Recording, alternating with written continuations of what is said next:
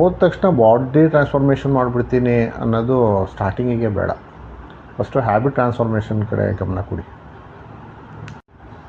Energy ಇಲ್ಲ ಅಂದರೂ ಪರವಾಗಿಲ್ಲ, ಹೊಸ ಶೂ ತೊಗೊಂಡಿದ್ದೆಲ್ಲ ಹಾಕೊಂಡ್ಬಿಟ್ಟು ಜಿಮ್ಮಿಗೆ ಹೋಗಿ ಒಂದು 20 ನಿಮಿಷ ವರ್ಕೌಟ್ ಮಾಡಿ, 30 ನಿಮಿಷ ವರ್ಕೌಟ್ ಮಾಡಿ, ಟ್ರೈನರ್ ಮಾತು ಕೇಳಿ, ಕರೆಕ್ಟಾಗಿ ಹೇಳ್ಕೊಡ್ತಾರೆ.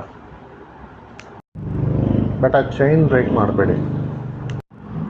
30 ದಿನದಲ್ಲಿ ನಿಮ್ಮ ಬಾಡಿ ಟ್ರಾನ್ಸ್ಫಾರ್ಮ್ ಆಗೋಲ್ಲ, ಆದರೆ ನಿಮ್ಮದು ಹ್ಯಾಬಿಟ್ ಟ್ರಾನ್ಸ್ಫಾರ್ಮನ್ನು ಖಂಡಿತವಾಗೂ ಮಾಡ್ಬೋದು.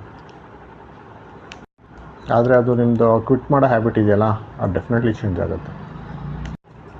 ಒಂದು ವೇಳೆ ನೀವು ಜನ್ವರಿಯಲ್ಲೇ ಜಿಮ್ಮನ್ನು ಕ್ವಿಟ್ ಮಾಡಿಬಿಟ್ಟಿದ್ರೆ ಪರವಾಗಿಲ್ಲ, ಜಸ್ಟ್ ಇನ್ನೂ 15-20 ದಿನ ಆಗಿದೆ ಅಷ್ಟೇ, ಸೋಲು ಅಂತ ಹೇಳೋಕ್ಕಾಗಲ್ಲ.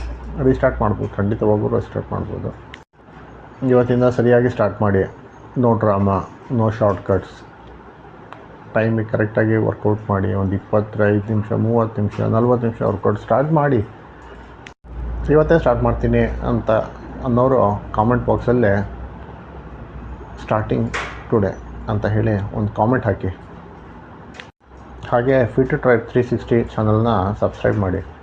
ಯಾಕೆಂದರೆ ನಾವಿಲ್ಲಿ ಕನ್ಸರ್ನ್ ಮಾರೋದಿಲ್ಲ, ಡಿಸಿಪ್ಲಿನನ್ನು ಬಿಲ್ಡ್ ಮಾಡ್ತೀವಿ. ನಾನು ಕೋಚ್ ನಾಗೇಂದ್ರ. ಇದು ಫಿಟ್ ಟ್ರೈಬ್ 360